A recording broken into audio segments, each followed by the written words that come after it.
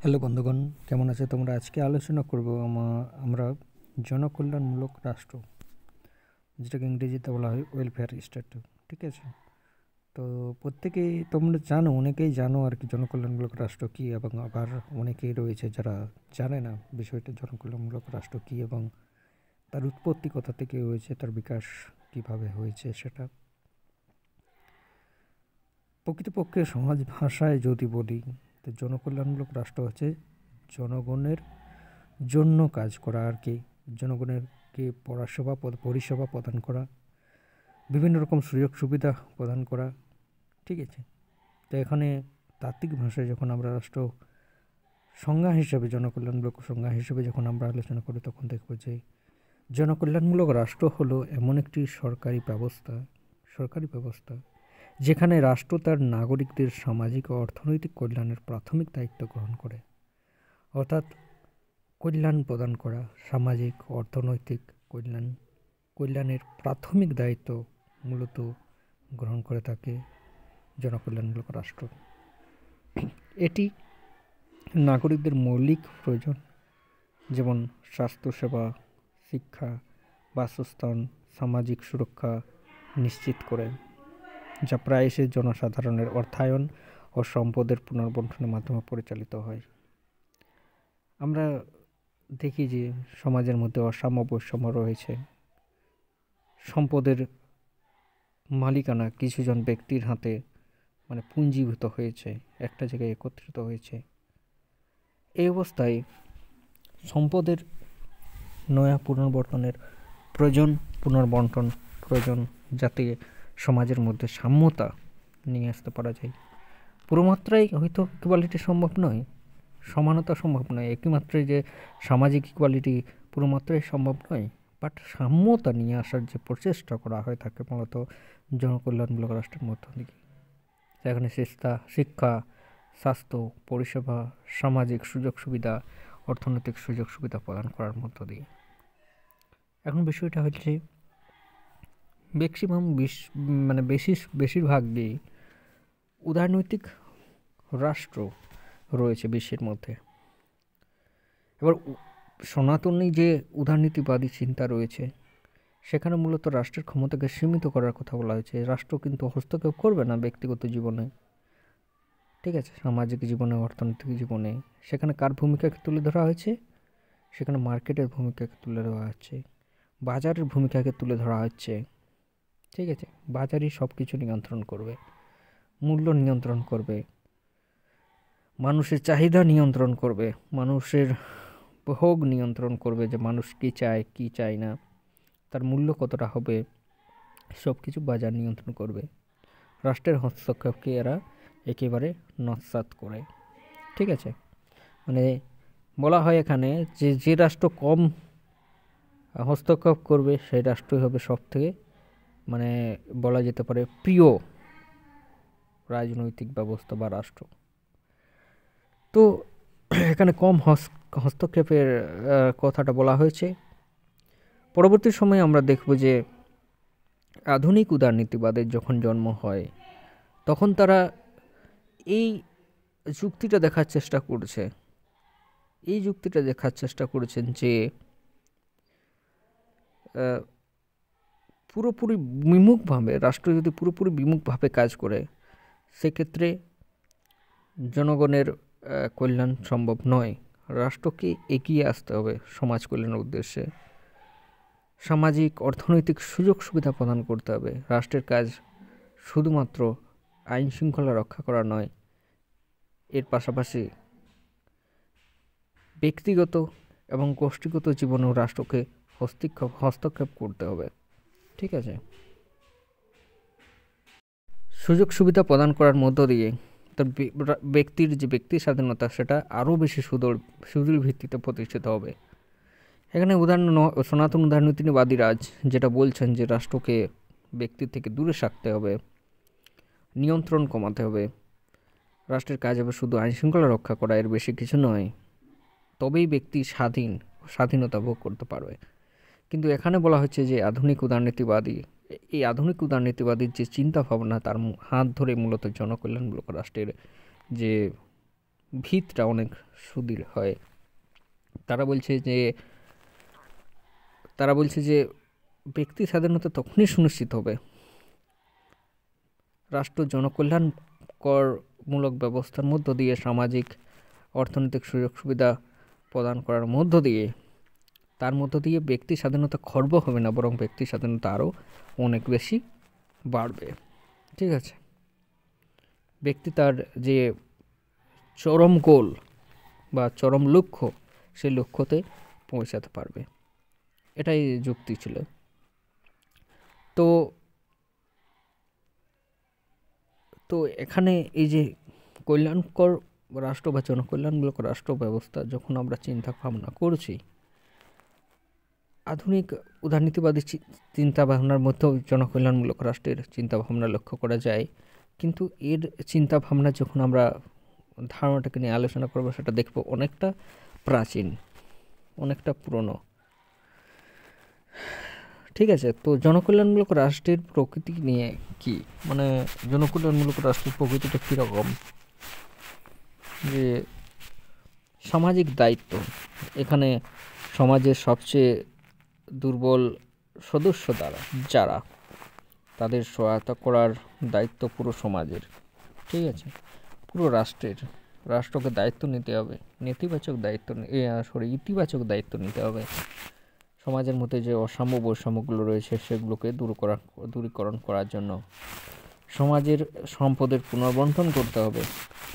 ঠিক আছে, সমাজের সম্পদের যে অসাম্য বৈষম্য রয়েছে সেগুলোকে দূর করে পুনর্বণ্টন করতে হবে, যাতে সবাই সেটাকে ভোগ করতে পারে।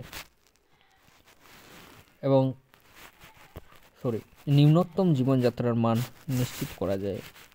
হস্তক্ষেপমূলক পদ্ধতি, ন্যায়সঙ্গত ফলাফল অর্জনের জন্য অর্থনীতি এবং সমাজের সক্রিয়তা রাষ্ট্রের হস্তক্ষেপ।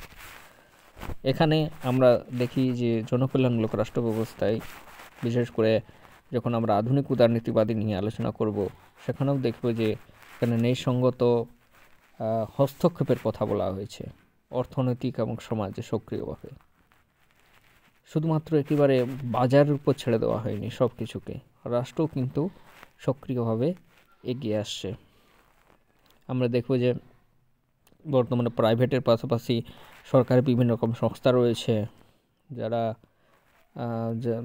মানে সরকারি সংস্থা রয়েছে, যেমন সরকারি হসপিটাল, স্বাস্থ্য পরিষেবা প্রদান করে থাকে, স্কুল, কলেজ, শিক্ষা প্রতিষ্ঠান।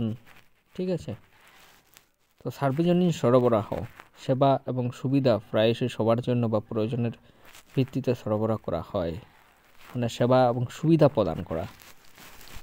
মিশ্র অর্থনীতি, জনকল্যাণমূলক রাষ্ট্র ব্যবস্থা যেখানে রয়েছে সেখানে কিন্তু মিশ্র অর্থনৈতিক ব্যবস্থা লক্ষ্য করা যায়। আমরা ভারতবর্ষের ক্ষেত্রেও দেখব যে শুধুমাত্র মার্কেট ইকোনমিকে ভারতবর্ষে অর্থনৈতিক ভিত্তি হিসেবে নেওয়া হয়নি, বরং মিশ্র অর্থনীতি রয়েছে, অর্থাৎ বাজার অর্থনীতি এবং স্টেট কন্ট্রোল ইকোনমিক দুটোই এখানে লক্ষ্য করা যায়।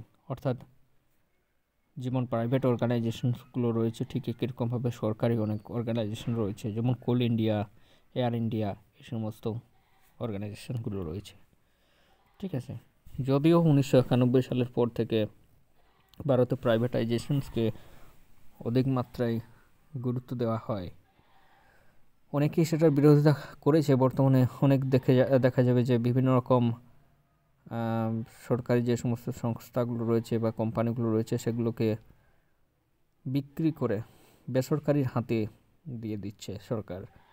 এটার বিরোধিতা করেছে, অনেকেই বিরোধিতা করছে যে এটা করা ঠিক নয়, প্রাইভেটাইজেশনকে অতিরিক্ত মাত্রায় গুরুত্ব দেওয়াটা ঠিক নয়। ঠিক আছে, তো আমরা দেখি যে অনেক ক্ষেত্রে এই উদাহরণ হিসেবে যখন দেখব যে জিও যে হারে তার মানে রিচার্জের হার বাড়াচ্ছে আর কি, টাকা বাড়াচ্ছে, সেই হিসাবে সাধারণ মানুষ কিন্তু দুর্বিষহ আর কি। তো এটা যদি সরকারি কোনো সংস্থা থাকতো, বিএসএনএলটা শক্তিশালী সংস্থা থাকতো, তাহলে হয়তো সেই হারে মানে রিচার্জের টাকার যে মূল্য সেটাকে বাড়াতে পারতো না। তো ঠিক আছে, তো আমরা সেটার বুঝে গেছি যে পুরো মাত্রায় যদি প্রাইভেটাইজেশন হয়ে থাকে, তাহলে প্রাইভেটাইজেশনের ফলে কী হবে, সেখানে পুঁজিপতিতে রাজত্ব হবে এবং পুরো বাজারটা যে সমস্ত বৃহৎ কর্পোরেশন রয়েছে বা বৃহৎ কর্পোরেট রয়েছে তারা কিন্তু নিয়ন্ত্রণ করার চেষ্টা করবে। তাই ভারতবর্ষ এবং অন্যান্য যে সমস্ত জনকল্যাণমূলক রাষ্ট্র রয়েছে, বিশেষ করে তৃতীয় বিশ্বের যে সমস্ত রাষ্ট্রগুলো রয়েছে, সেখানে মিশ্র অর্থনীতিকে সর্বাপেক্ষা গুরুত্ব প্রদান করা হয়েছে। এগুলো হচ্ছে জনকল্যাণ রাষ্ট্রের প্রকৃতি।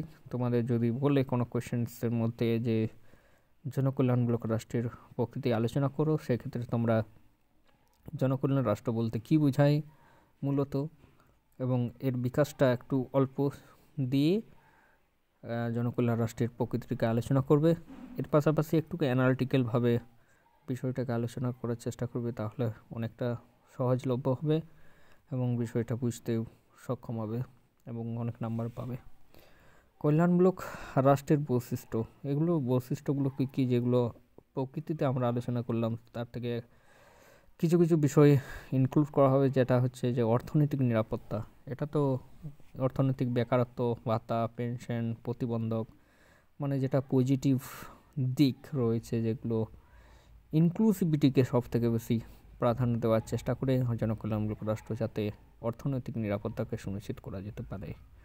যেমন বেকার যারা রয়েছে তাদের বেকার ভাতা প্রদান করা, বুড়ো বা বৃদ্ধ যে সমস্ত মহিলা বা বৃদ্ধরা রয়েছে তাদের জন্য পেনশন দেওয়া 60 বছর পূর্বে, প্রতিবন্ধক ভাতা, প্রতিবন্ধী যাদের রয়েছে তাদের জন্য সুযোগ সুবিধা প্রদান করা, সামাজিক থেকে পিছিয়ে যারা রয়েছে তাদের জন্য সুযোগ সুবিধা প্রদান করা, স্বাস্থ্যসেবা ব্যবস্থা নাগরিকদের জন্য সহজলভ্য এবং প্রায়শই বিনামূল্যে স্বাস্থ্যসেবা, শিক্ষা ব্যবস্থার সুযোগ সুবিধা, সামাজিক সমতার কথা বলা হয়েছে, যে প্রগতিশীল কর, মানে সমাজের উন্নতির জন্য প্রগতিশীল কর নেওয়া এবং কল্যাণকরমূলক কর্মসূচির মাধ্যমে আয় এবং সম্পদের বৈষম্য কমানো সমাজের মধ্যে। ঠিক আছে, ব্যাপক সামাজিক সেবা, বাসস্থান, সহায়তা, শিশু কল্যাণ, জনস্বাস্থ্য, বিভিন্ন রকম জনকল্যাণমূলক রাষ্ট্রের, যেটা আমি বললাম যে সুযোগ সুবিধা প্রদান করার পাশাপাশি সেখানে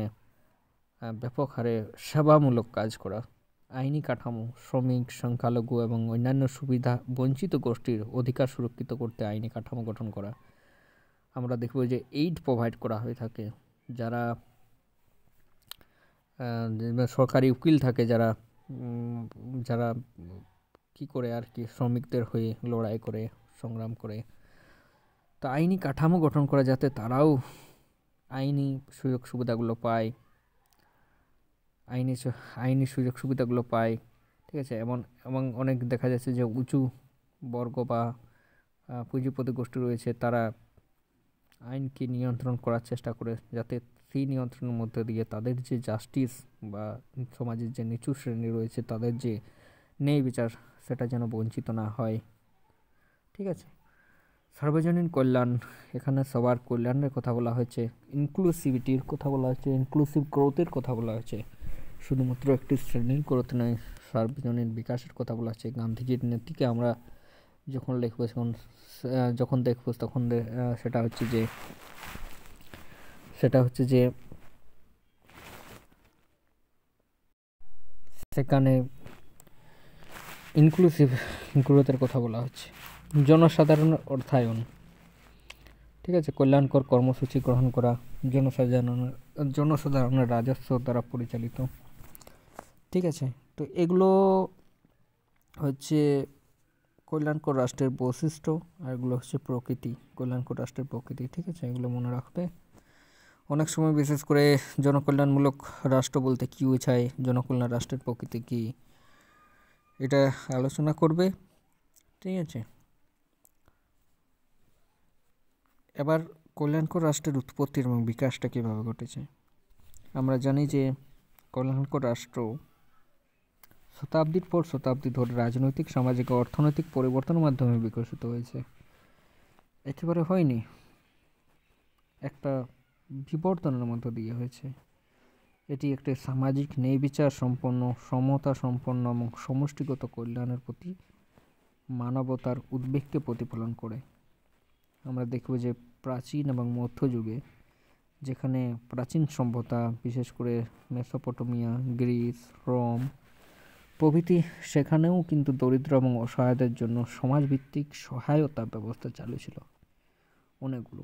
মধ্যযুগীয় ইউরোপেও আমরা দেখব যে চার্চ এবং দরিদ্র সাহায্য করার জন্য ত্রাণ, হাসপাতাল বা অনাথালয়ের মাধ্যমে কেন্দ্রীয় ভূমিকা পালন করত। তো এই যে আমাদের সোশ্যাল প্রিন্সিপাল, এই সোশ্যাল প্রিন্সিপালটাই আমাদের পলিটিক্যাল ক্ষেত্রে আমরা কাজে লাগানোর চেষ্টা করছি। পলিটিক্যাল প্রিন্সিপাল মানে শুধুমাত্র যে আমাদের কিছু মরাল নৈতিকতার বিষয়টা আমাদের থেকেই কিন্তু মূলত এই জনকল্যাণমূলক রাষ্ট্রের চিন্তা ভাবনাটা বিকশিত হয়েছে। এবং এই চিন্তা ভাবনাটা শুধুমাত্র আধুনিক চিন্তা ভাবনা নয়, এটা অনেক প্রাচীন থেকেই ছিল, শুধুমাত্র সেটা বিবর্তনের পথেই বর্তমান রূপ ধারণ করেছে। প্রাচীন এবং মধ্যযুগেও সেটা ছিল। এলিজাবেথান পুয়ার লজ 1601 ইংল্যান্ডে দেখা যায় যে আধুনিক ইতিহাসে প্রথম কাঠামোবদ্ধ কল্যাণমূলক ব্যবস্থাগুলির মধ্যে একটি এটি। করের মাধ্যমে দরিদ্রদের এখানে কি করা হতো, এলো বা আইন মাধ্যমে করের মাধ্যমে দরিদ্রদের সহায়তা প্রদান করা হতো এবং ভবঘুরেদের শাস্তি দেওয়ার ব্যবস্থা চালু হয়। শিল্প বিপ্লবের পর থেকে দেখা যাচ্ছে যে শিল্পায়ন হচ্ছে। একদিকে নগরায়ন যেমন হচ্ছে, শিল্পায়ন হচ্ছে, শ্রমের বাজার বাড়ছে, অন্যদিকে আবার দারিদ্র, ক্ষুধা, ভবঘুরে, ঠিক আছে, পরিবেশ দূষণ, সামাজিক অস্থিরতা, সামাজিক বৈষম্য, এগুলো কিন্তু তীব্র আকার ধারণ করেছে। প্রাথমিক শ্রম আইন এবং দাতব্য উদ্যোগগুলি এই চ্যালেঞ্জগুলোর প্রতিক্রিয়া হিসেবে এগুলোকে সমাধান করার জন্য প্রাথমিক পর্বে অনেকগুলো প্রিন্সিপাল নির্ধারণ করা হয়েছে, যে শ্রমিকদের সামাজিক মানোন্নয়ন করার জন্য কিছু সুযোগ সুবিধা প্রদান করা হয়। শ্রমিকরা তো এমনি প্রশ্ন নেই, নগরায়ন, শিল্পায়ন যেমন হচ্ছে, দারিদ্রতা বাড়ছে,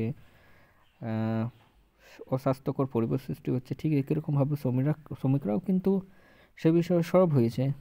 শ্রমিকরাও আন্দোলন করেছে যে আমাদের সুযোগ সুবিধা প্রদান করা হয়, কিভাবে সেগুলোকে প্রদান করা যেতে পারে, তার মাধ্যমে কি করে সরকার শ্রমিকদের জন্য বিভিন্ন রকম সুযোগ সুবিধা প্রদান করার চেষ্টা করেছে। যেমন সেই শিল্পায়নের এলাকার মধ্যে দিয়ে হসপিটাল নির্মাণ করা, যাতে ওই শ্রমিকদের যারা মানে শরীর খারাপ হবে তারাই কিন্তু চিকিৎসার সুযোগ পাবে। এরকম ধরনের অনেক আইন সেখানে প্রণয়ন করা হয়, ব্যবস্থা গ্রহণ করা হয় এবং সেই চ্যালেঞ্জগুলোকে প্রতিক্রিয়া মানে সলভ করার চেষ্টা করা হয়। 19 শতাব্দীতে দেখব যে আমরা জার্মানিতে অটো ফন বিসমার্কের শাসনে সেখানেও কিন্তু আধুনিক কল্যাণমূলক রাষ্ট্রের উদ্ভব বলে বিবেচিত হয় এটাকেও। শ্রমিকদের জন্য অসুস্থতা, দুর্ঘটনা এবং বার্ধক্য সহ সামাজিক বীমা কর্মসূচি চালু করেন। সেখানে সামাজিক বীমা চালু করেন যে শ্রমিকদের জন্য যদি অসুস্থ হয় তাহলে শ্রমিকদের চিকিৎসার ব্যবস্থা করার কথা বলা হয়। দুর্ঘটনা যদি হয় তাহলে চিকিৎসা করার কথা বলা হয়। বার্ধক্য হলে তারা মানে সামাজিক বীমা, আমরা তো বীমা সম্বন্ধে আর কি বলবো, বীমা তো তোমরা সবাই জানো যে বীমা কি বলে। ব্রিটেনে সামাজিক সংস্কার, ঠিক আছে, ব্রিটেনের সামাজিক সংস্কারের কথা বলা হয়। যেমন 1908 সালে পেনশন নিয়ে আসার চেষ্টা করা হয়। ন্যাশনাল ইন্স্যুরেন্স 1911 সালে চালু হয় ব্রিটেনে। জন স্টুয়ার্ট মিলের মত চিন্তাবিদ এবং দারিদ্র্যের উপর গবেষণা যেমন চার্লস বুথের দ্বারা প্রভাবিত হয়। জন স্টুয়ার্ট মিল সেখানে তার যে ব্যক্তি স্বাধীনতা, মতবাদ, চিন্তাধারা, এগুলো অনেকটাই প্রভাবিত করেছিল সামাজিক সংস্কারের ক্ষেত্রে। শুধুমাত্র একদিক থেকে হয়নি, সেখানে একটা পরিস্থিতির মধ্যে দিয়ে হয়েছিল। বিভিন্ন রকম গবেষণার ফলপ্রসূ হিসেবে সেখানে জনকল্যাণমূলক রাষ্ট্রের চিন্তাধারার বিকাশ লাভ করে। 20 শতাব্দীর সম্প্রসারণ, প্রথম এবং বিশ্বযুদ্ধের পরবর্তী সময়ে যুদ্ধের ধ্বংসলীলা দেখা যায়। প্রথম বিশ্বযুদ্ধ হয় 20 শতাব্দীতে, তো ব্যাপক ক্ষয়ক্ষতি হয় সেখানে, বেকারত্বর হার বেড়ে যায়, ঠিক আছে, তোমার তোমার সরকারি অর্থভাণ্ডারের হ্রাস হয়, বেকারত্ব বাড়ে, দারিদ্রতা বাড়ে, ক্ষুধা বাড়ে, ঠিক আছে, অস্বাস্থ্যকর পরিবেশ সৃষ্টি হয়। তো এই পরিস্থিতি একটা নতুনভাবে রাষ্ট্রের কল্পনাকে আরও প্রসারিত করে, রাষ্ট্রের প্রকৃতিকে আরও প্রসারিত করে। পেভিরাজ রিপোর্ট বলে 1942 সালে একটি রিপোর্ট পেশ করা হয় ব্রিটেনে। তো সেখানে কিন্তু আধুনিক যে কল্যাণমূলক রাষ্ট্রের ভিত্তি স্থাপন করে, যেখানে 5টি দৈত্যের কথা চিহ্নিত করেছিল পেভিরাজ রিপোর্টে। সেটা 5টি দৈত্য কি?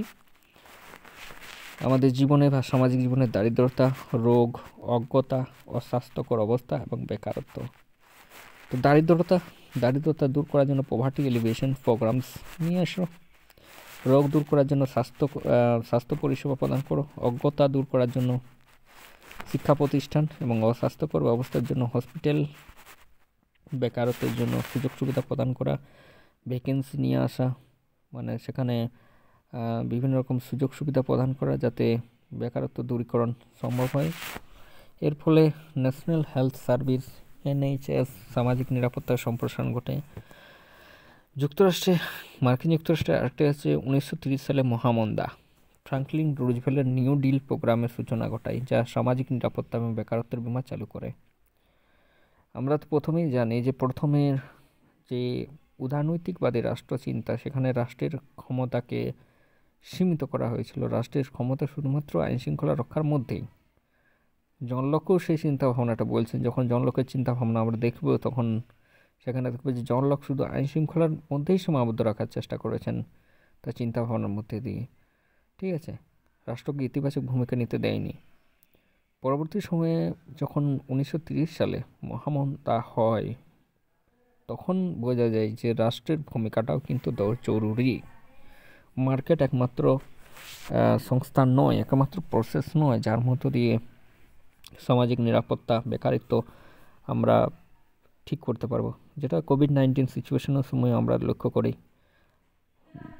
জাস্ট কল্পনা করো যে কোভিড-19 সময়ে যদি শুধুমাত্র মার্কেটই থাকতো, গভর্নমেন্ট যদি সেরকম সামাজিক নিরাপত্তা ব্যবস্থা চালু না করতো, জনকল্যাণমূলক ব্যবস্থা না করতো, তাহলে কী অবস্থা হতো? ঠিক আছে, একটা ভ্যাকসিনের দাম মনে হয় হাজার টাকা হতো। এই ভ্যাকসিনগুলো সাধারণ মানুষের পক্ষে নাগালের বাইরে। ঠিক আছে, মার্কেট সব কিছু পারে না। সেই কারণেই রাষ্ট্রের গুরুত্বকেও আমরা একেবারে অস্বীকার করতে পারি না। বর্তমানে একটা নতুন চিন্তা ভাবনা এসেছে, যেটা হচ্ছে ওটাকে বলে PPP model, public private partnership model. আমার মনে হয় public private partnership is better. সেখানে সরকারও থাকবে, বেসরকারি সংগঠনও থাকবে। এই বড় বড় রোডওয়েসগুলো যেগুলো রয়েছে, বৃহৎ রোডস তৈরি করছে, ন্যাশনাল হাইওয়েজ, সেগুলো পিপিপি মডেলের মধ্যে দিয়ে টোল আদায় করছে একটা নির্দিষ্ট সময়ের জন্য। 10 বছর 15 বছরের মতো একটা এগ্রিমেন্ট হচ্ছে। এগ্রিমেন্টের মধ্য দিয়ে কী করছে, কোম্পানিকে টোল আদায়ের দায়িত্ব দিয়ে দিচ্ছে, এবং টোল আদায় করে সেখান থেকে তার যে যত টাকা খরচা হয়েছিল সেটাকে নিয়ে কিছু লাভ নিয়ে সেখানে ছেড়ে দেবে। তো এই জিনিসটা হচ্ছে সেখানে পিপিপি মডেলের মতো দিয়ে, public private partnership. It is great model. ঠিক আছে, শুধুমাত্র প্রাইভেটাইজেশনের কথা নয়, এটা সরকারি বিষয়টাও এখানে আসে। যুদ্ধ পরবর্তী ঐক্যমত। ঠিক আছে, যুদ্ধের পরবর্তী সময়ে অনেক রাষ্ট্র সেই বিষয়ে কনসেনসাসে আসার চেষ্টা করে যে না, শুধুমাত্র মার্কেটের বিষয়টাকে দেখলেই হবে না, আমাদেরকে দেখতে হবে জনস্বাস্থ্য পরিষেবা, শিক্ষা, স্বাস্থ্য, এই সমস্ত বিষয়গুলো আমাদের জরুরি। কারণ ব্যক্তি স্বাধীনতা শুধুমাত্র মার্কেটের উপর ছেড়ে দিলেই হয় না, রাষ্ট্রের হস্তক্ষেপকে ছেড়ে দিলেই তো ব্যক্তি স্বাধীনতা হয় না। ব্যক্তি স্বাধীনতাকে আরও স্বচ্ছন্দ করতে গেলে, আরও সুদৃঢ় করতে গেলে তাদের যে মৌলিক চাহিদাগুলোকে পূরণ করতে হবে। ঠিক আছে, রাষ্ট্রের হস্তক্ষেপ জরুরি। বিভিন্ন রকম সেখানে সম্মেলন হয়, প্রটোকলস হয়, এবং প্রটোকলসের মধ্য দিয়ে মানে সামাজিক নীতিগুলো নিয়ে আসার চেষ্টা করা হয়। স্ক্যান্ডিনেভিয়ান দেশগুলোতে দেখবে সেখানে সামাজিক গণতন্ত্র নামে পরিচালিত বিস্তৃত কল্যাণ ব্যবস্থার উদাহরণ হয়ে ওঠে। তো আমরা যখন আলোচনা করি, সেখানে দেখব যে দুটো আইডিওলজি আমরা পাই, মতাদর্শ। একটা হচ্ছে সমাজতান্ত্রিক মতাদর্শ, আর একটা হচ্ছে গণতান্ত্রিক মতাদর্শ। বর্তমানে গণতান্ত্রিক মতাদর্শ ব্যাপক আকার ধারণ করেছে ঠিকই, কিন্তু গণতান্ত্রিক মতাদর্শের মধ্য দিয়েও এখানে জনকল্যাণমূলক রাষ্ট্র ব্যবস্থাকে নিয়ে আসার চেষ্টা করা হয়েছে। Asia, Africa, Latin America, post colonial যে সমস্ত রাষ্ট্রগুলো রয়েছে সেখানে দরিদ্র এবং বৈষম্য মোকাবিলায় জনকল্যাণমূলক নীতি গ্রহণ করা হয়ে থাকে।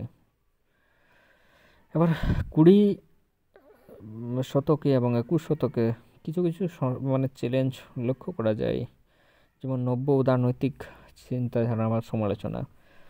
তো নব্য উদারনৈতিকবাদী চিন্তা ভাবনা যেটা আধুনিক উদারনৈতিকবাদের পরবর্তী সময় হয়েছিল এই 1970-এর দশকের পরবর্তী সময়ে, সেখানে কি করা হয়ে থাকে, রাষ্ট্রের ক্ষমতাকে আরও সীমিত করতে চায় তারা চান।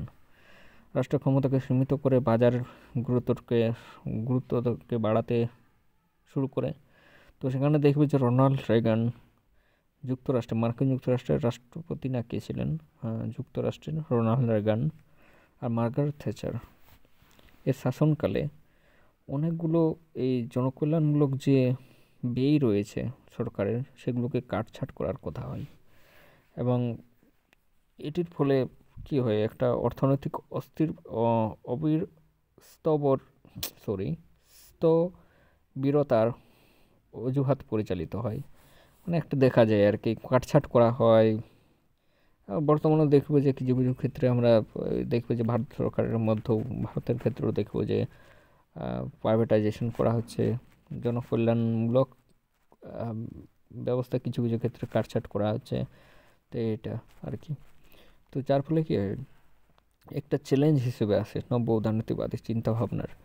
তো যে নব্য উদারনীতিবাদী চিন্তাভাবনা, ঠিক আছে, তো আধুনিকীকরণ এবং টেকসইতা। তো বর্তমানে যেটা হচ্ছে আধুনিকীকরণের এবং সাস্টেনেবিলিটির কথা বলা হচ্ছে। মানে আমরা তো একেবারে পুঁজিবাদের থেকে দূরে থাকতে পারি না, পুঁজিবাদে আমাদের অভ্যন্তরে অ্যাটাক করেছে। মানে পুঁজিবাদ এমন একটা সিস্টেম হিসেবে এসেছে, উদারনীতিবাদ এমন একটা সিস্টেম হিসেবে এসেছে যে এটাকে বাদ দিয়ে আমরা কাজ করতে পারি না। পুরো মাত্রায় যদি বলি যে বেসরকারি সংস্থাগুলোই থাকুক, সেক্ষেত্রেও কিন্তু অসুবিধার সৃষ্টি হতে পারে। আর পুরো মাত্রায় যদি বলি সরকারি সংস্থাগুলো থাকুক, সেক্ষেত্রেও অসুবিধা হতে পারে, কারণ রেটিভিজম, বিভিন্ন রকম আমলাতান্ত্রিক ব্যবস্থা, আমলাতান্ত্রিক প্রশাসন ব্যবস্থা, এগুলো, তারপরে অকর্মণ্যতা, কর্মচারীদের, সরকারি কর্মচারীগুলো রয়েছে যেগুলো অনেকটা অকর্মণ্য প্রকৃতির, সক্রিয় নয় অনেক কাজে, তো এর ফলে অসুবিধা দেখা দিতে পারে। তো সুতরাং দুটোই থাকা দরকার, টেকসই উন্নয়ন আমাদের দরকার, ঠিক আছে। একদিকে কল্যাণকর রাষ্ট্র ব্যবস্থাও থাকবে, অর্থনৈতিক প্রগতি হবে, এর পাশাপাশি ভাবি প্রজন্মের জন্য আমাদেরকে ভাবনা চিন্তা করতে হবে, ঠিক আছে। যেটা দেখবে যে সাস্টেনেবল ডেভেলপমেন্টের কথা বলা হচ্ছে, সেখানে জেন্ডার ইকুয়ালিটির কথা বলা হচ্ছে, পরিবেশের সুরক্ষার কথা বলা হচ্ছে, যে ইকো ট্যুরিজমের কথা বলা হচ্ছে, যাতে পরিবেশ সংরক্ষণের জন্য মানে ট্যুরিজম হবে বাট ইকো ট্যুরিজম হবে। এর পাশাপাশি বলা হচ্ছে যেমন লাভলিহুডের কথা বলা হচ্ছে। এর পাশাপাশি তোমাদের, ঠিক আছে, সাস্টেনেবল ডেভেলপমেন্টের কথা বলা আছে। অর্থাৎ পুঁজিবাদ, ঠিক আছে, পুঁজিবাদ একদিকে যেমন ইন্ডাস্ট্রিয়ালাইজেশনের উপর ভিত্তিকে প্রসারিত করার চেষ্টা করছে, যার ফলে পরিবেশ দূষণ হচ্ছে ঠিকই, কিন্তু আবার পুনর্বীকরণযোগ্য সম্পদ বা পুনর্বীকরণযোগ্য শক্তি ব্যবহারের কথা বলা হচ্ছে, প্রযুক্তিগত আদান প্রদান করার কথা বলা হচ্ছে, ঠিক আছে, যাতে পরিবেশ দূষিত না হয়। আবার রিসাইকেলের কথা বলা হচ্ছে, যে সমস্ত বর্জ্য পদার্থ রয়েছে সেখান থেকে শক্তি উৎপাদন করার কথা বলা হচ্ছে। তো পরিবেশ, আধুনিকীকরণ এবং টেকসই সাস্টেনেবল ডেভেলপমেন্ট, এই তিনটিকেই মোটামুটি ব্যালেন্স করার চেষ্টা করা হচ্ছে। 21 শতাব্দীতে যে চ্যালেঞ্জগুলো লক্ষ্য করা যায়, যেমন জনসংখ্যা বৃদ্ধি, বিশ্বায়ন, জলবায়ু পরিবর্তন, অভিবাসন, এগুলো কল্যাণকর রাষ্ট্রগুলোর একটা নতুন চ্যালেঞ্জ হিসেবে দেখা গেছে। তো আমাদের যদি চ্যালেঞ্জ হিসেবে আলোচনা করতে বলি, তাহলে আমরা দেখব যে জনসংখ্যা বৃদ্ধি, বিশ্বায়ন, জলবায়ু পরিবর্তন, অভিবাসন, মাইগ্রেশন, এগুলো কিন্তু একটা বৃহৎ চ্যালেঞ্জ কল্যাণকর রাষ্ট্রের। অনেক দেশে স্বাস্থ্যসেবা, ডিজিটাল অন্তর্ভুক্তি এবং টেকসই উন্নয়নকে কল্যাণের অংশ হিসেবে গুরুত্ব দিয়েছে। ঠিক আছে, তো এই সমস্ত বিষয়গুলো চ্যালেঞ্জ হিসেবে দেখা গেছে, ওগুলো নিয়ে আলোকপাত করবে। এবং গ্লোবালাইজেশন অনেক সময় কোয়েশ্চেন আসে যে গ্লোবালাইজেশন বা বিশ্বায়ন প্রক্রিয়ার কীভাবে জনকল্যাণমূলক রাষ্ট্রকে প্রভাবিত করছে সেটা নিয়ে আলোচনা করো।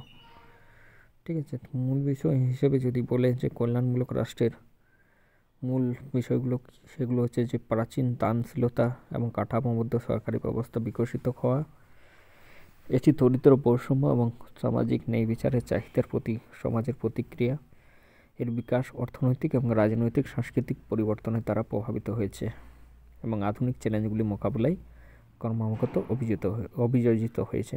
অর্থাৎ জনকল্যাণমূলক রাষ্ট্র আধুনিক যে সমস্ত সমস্যাগুলো রয়েছে সেগুলোকে মোকাবিলা করাই ক্রমাগত অভিযোজিত হয়েছে। ঠিক আছে, আজ আমি জনকল্যাণমূলক রাষ্ট্রের প্রকৃতি, বৈশিষ্ট্য, চ্যালেঞ্জ, কী কী চ্যালেঞ্জের মুখোমুখি হয়েছে সেগুলোকে নিয়ে আলোচনা করলাম। কালকে জনকল্যাণমূলক রাষ্ট্রের যে থিঙ্কার্স এবং তাদের মূল বৈশিষ্ট্য সেগুলোকে নিয়ে আলোচনা করব। অসংখ্য ধন্যবাদ পাশে থাকার জন্য। অবশ্যই লাইক, শেয়ার, কমেন্ট করতে ভুলবেন না।